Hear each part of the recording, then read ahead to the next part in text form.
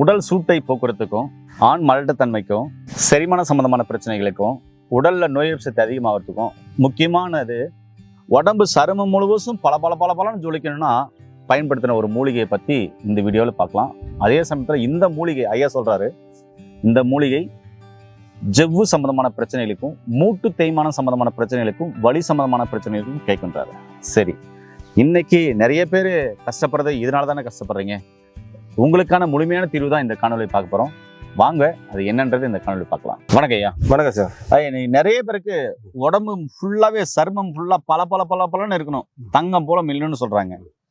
அதுக்கு ஒரு மூலிகை சொல்லுங்க. அதே மாதிரி இன்னைக்கு ஜவ்வு கிழிஞ்சிருச்சு, ஜவ்வு தேஞ்சிருச்சு, மூட்டு தேஞ்சிருச்சு, மூட்டுல ஸ்பெல்லிங் இருக்கு, மூட்டெல்லாம் வலிக்குது, முதுகெல்லாம் வலிக்குதுன்றாங்க. இதுக்கு என்ன மாதிரியான தகவல் மக்களுக்கு நீங்க சொல்ல போறீங்க? இந்த தாலிக்கீரை தான் ஒரு சிறந்த மருந்து. தாலிக்கீரை, தாலி கொடின்னுவாங்க. இது வயல் அந்த மரம் சார்ந்த இடங்கள்ல பின்னி இருக்கும். கொஞ்சம் அந்த வேலி ஓரங்கள்ல பறந்து இருக்கக்கூடிய ஒரு இலை இது. தாலிக்கீரைன்னு சொல்லுவாங்க. வழவழப்பு சத்து நிறைய இதுல இருக்கு. அதனால இந்த நீங்க கேட்ட மாதிரி பளபளப்புன்னா ஜிங்க் சத்துல இருக்கு இதுல. அந்த பளபளப்பு கொடுக்கக்கூடிய ஜிங்க் அதிகமா இருக்கு. இதை தொடர்ந்து சாப்பிடும்போது அந்த மேனி பளபளப்பா ஷைனிங்கா இருக்கும். அப்படி உண்டாக்கக்கூடிய சக்தி இதுக்கு இருக்குது. ஏன்னா அந்த வளவளப்பு தன்மையும் இருக்குல்ல. அதனால இதை சாப்பிடணும்னு சொன்னா அப்படியே இந்த இலையை எடுத்து பவுடர் பண்ணி காய வச்சுக்கணும். காய வச்சுட்டு, இல்லைன்னா அப்படி கூட கொஞ்சம் கஷ்டமா இருக்கும், இலையெல்லாம் எடுத்து நல்லா அரைச்சிடணும். பச்சையாவே அரைக்கும் போது ஒரு ஸ்பூன் மிளகு, ஒரு ஸ்பூன் ஜீரகம் போட்டு நல்லா அரைச்சிட்டு அதுல சின்ன சின்ன மாத்திரையா உருட்டி வச்சுக்கணும். உருட்டி வச்சுக்கிட்டு காலையில 2, சாயந்தரம் 2, காலை மாலை 2 சாப்பிட்டு கொண்டு வரும்போது மோர்ல இல்ல பால்ல, சூட்டு உடம்பா இருந்தா மோர்ல சாப்பிடலாம், இல்ல அவங்க குளிர்ச்சியான உடம்பா இருந்தா பால்ல சாப்பிடலாம்.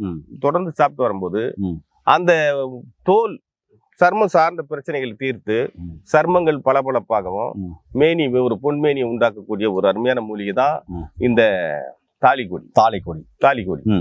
அது மாத்திரம் இல்ல, இதுல இன்னும் வழவழப்பு தன்மை நிறைய இருக்கிறதுனால எந்த ஒரு மூலிகை வழவழப்பான மூலிகையோ அது இந்த எலும்புகளுக்கும் ஜவ்வுகளுக்கும் சிறந்த வேலை செய்யும். இது பாத்தீங்கன்னா அந்த ஜவ் கிழிஞ்சி போறது, ஆமா, எலும்பு உடைஞ்சு போறது, இதுக்கெல்லாம் இப்போ உதாரணத்துக்கு எலும்பு உடையறதுக்கு எப்படி கட்டு காட்டணும்னா, இந்த இலையை நல்லா உருகி ஒரு பிடி எடுத்துக்கணும். அதுல ஒரு அரை ஸ்பூன் மிளகு, ஒரு 4 பூண்டு பல், இது எல்லாத்தையும் சேர்த்து நல்லா அரைச்சிடணும். அரைச்சிட்டு நல்லெண்ணெயில போட்டு கலந்துடணும். காய்ச்ச தேவையில்ல, சும்மா பச்சையாவே நல்லெண்ணெயில போட்டு கலந்துட்டு ஒரு மாதிரி பச்சை கலர்ல ஒரு இது மாதிரி வந்துடும், பேஸ்ட் மாதிரி. அதை எடுத்து இந்த இடத்துல எலும்பு ஒழின்னு வச்சுங்க, மேல அப்படியே லேசா பூசி விட்டு நல்லா கரெக்டா தள்ளி கட்டு போட்டோம்னா அது ஒரு 21 நாட்களா அது கூட ஆரம்பிச்சிடும். அந்த மாதிரி வேலை செய்யும். அடுத்து ஜவ்வு கிழிஞ்சி போனவங்க இந்த இலையை எடுத்து நல்லா ஒரு பிடி, ஒரு 2 ஸ்பூன் அளவு எடுத்து நல்லா அரைச்சிடணும். வளவளன்னு வந்துடும். பால்ல போட்டு லேசா ஒரு 4 மிளகு தட்டி போட்டு நல்லா கொதிக்க வைக்கணும். பால் கொதிச்சு இந்த இலையும் கொதிச்சு அப்படியே பால் ஒரு பேஸ்ட் மாதிரி ஆயிடும். அப்போ அதுல கொஞ்சம் கல்கண்டு பொடி போட்டு தொடர்ந்து சாப்பிட்டு கொண்டு வரும்போது அந்த எலும்பு முறிவு ஏற்பட்டாலும் சீக்கிரம் கூடிடும். ஜவ்வுகள் ஏதாவது கிழிஞ்சி ஜவ்வு பிறண்டு போயிருந்தாலும் அதையும் சரி பண்ணிடும். அந்த மாதிரி ஒரு சிறந்த மூலிகை இது. உடல்ல ஏற்படுகிற ஷூட்டெல்லாம் தணிச்சிடும்.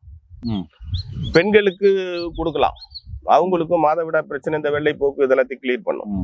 இப்படி எல்லா விதமான அந்த பெண் சார்ந்த நோயும், ஆண்களுக்கு ஏற்படுகின்ற இந்த ஜவ்வு பிரச்சனையும், தோல்ல ஏற்படுகின்ற அந்த பளபளப்பு, சில பேருக்கு பாத்தீங்கன்னா தோல்ல செதிலா உரியுறது, தோல் பளபளப்பின்மை இதெல்லாம் இருக்கும்.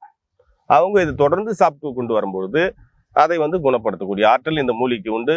சாப்பிடக்கூட மூலிகை தான் இது. அப்படிங்களா? அப்ப சாப்பிட்டு காமிங்க. இந்தாங்க பாருங்க. சாப்பிடலாமா? சாப்பிடலாம், எடுத்துக்கோங்க. பூ ஒன்றும்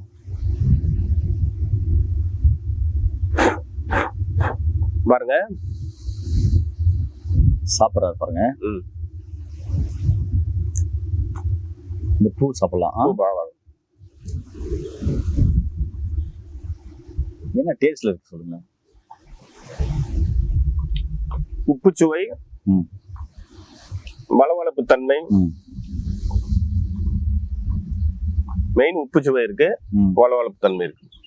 ஏன்னா நண்பர்களே, இந்த தாளிக்கீரை அந்த காலத்துல சமையல்ல கீரை குழம்பா சேர்த்து சாப்பிட்டு வந்தாங்க.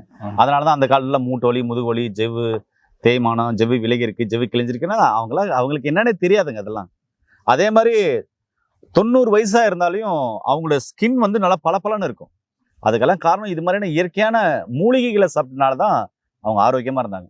தாளிக்கீரையை பயன்படுத்தி ஆரோக்கியமா என்றும் இளமையா இருக்கணும்னா தாளிக்கீரையை பயன்படுத்தி சருமத்தை பளபளப்பா வச்சுக்கோங்க. அதே மாதிரி ஐயா சொன்ன மாதிரி ஜெவ்வு பிரச்சனைகள் இருக்கு, ஜெவ்வு கிழிஞ்சிருக்கு, ஸ்வெல்லிங் ஆகுது, மூட்டு தேய்மானமா இருக்குது, மூட்டு வலி, முதுகு வலினா நீங்க இந்த கீரையை ஐயா சொன்ன மாதிரி பால்ல போட்டு கொதிக்க வச்சு குடிச்சிட்டு வாங்க. ரொம்ப அற்புதமான ஒரு மூலிகை தகவலை மக்கள் சொல்லியிருக்காரு.